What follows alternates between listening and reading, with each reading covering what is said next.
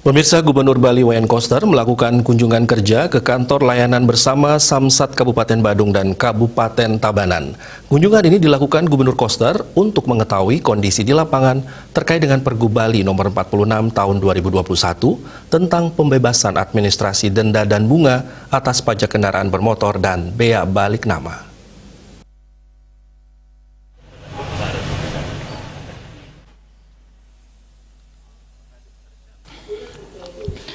Begitu tiba di lokasi, baik itu kantor pajak Kabupaten Badung dan Kabupaten Tabanan, Gubernur Koster langsung berbincang dengan sejumlah warga wajib pajak yang sedang mengantre mengurus pembayaran pajak kendaraan bermotor sambil mengajak mereka untuk tetap menerapkan protokol kesehatan secara disiplin.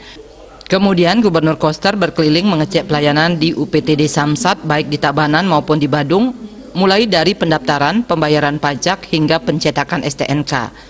Gubernur Koster dalam kesempatan tersebut menyampaikan ia mengeluarkan kebijakan ini agar masyarakat yang tadinya memiliki kendaraan motor atau mobil sudah lama dialihkan namanya atas nama sesuai pemiliknya.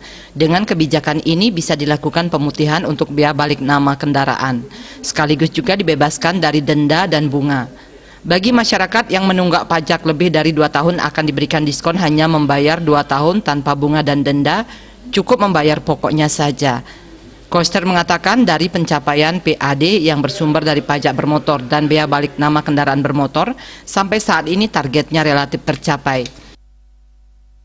Tadi ada yang tunggak 5 tahun, di Badung tadi ada yang sepeda motornya tunggak cukup lama, tadi ada seorang ibu mobilnya tunggak itu sudah 5 tahun, 1 tahun dia harusnya membayar dia balik nama itu 700, itu dapat diskon 3 tahun, hanya membayar 2 tahun. Jadi dia mendapat 700.000 kali 3, 2.100.000 dia mendapatkan keringanan tanpa bunga dan tanpa dana. Jadi dari hasil kunjungan ini dan saya berbicara dengan para wajib pajak yang pemilik sepeda motor dan mobil itu menyampaikan sangat senang dengan kebijakan yang saya keluarkan ini, sangat membantu mereka, meringankan beban mereka dalam mengeluarkan biaya balik nama kendaraan bermotornya dan juga membayar pajaknya.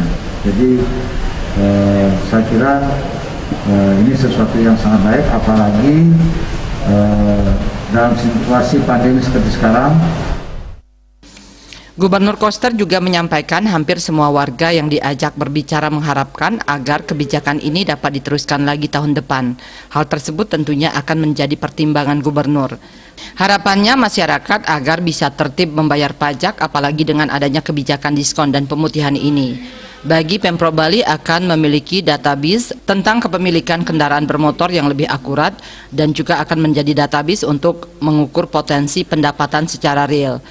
Pencapaian target PAD sangat diperlukan untuk mendukung program pembangunan penting dan strategis untuk Bali. Made Risma, Bali TV.